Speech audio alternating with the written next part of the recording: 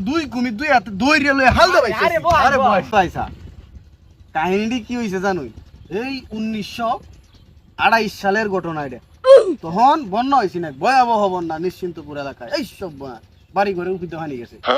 তখন বঙ্গোপসাগরতে দুই কুমির আয়া এই হমুদ আলী ভাই স্যার দিঘির মধ্যে রয়েছে আর কি।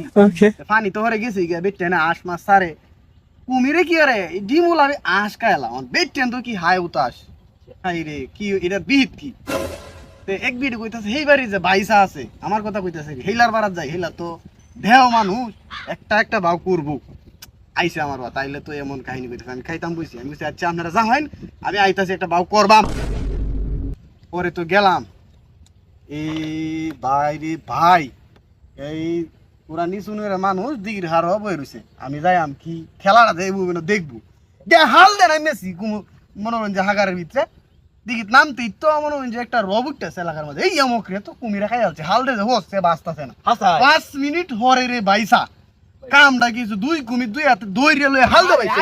আরে বয় এই সব বলি কাহিনীটা বলি তাই জব ঘটনা। আচ্ছা কুমির দুই হাতে লয়ে হাল দে ভাইছে।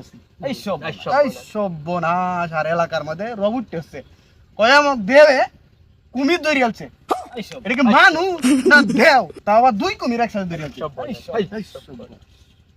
ওরে কুমির কি হইছি এই সব কুমিরটি পরে মিরপুর চিড়িয়াখানাত আছে এখনো আছে দুইটা কুমির কালা কালা দুইটা কুমির মানুষ যা দেওয়া না লাগে তা হ্যাঁ হ্যাঁ যে মিরপুর এটি আমার হাতের ধরা।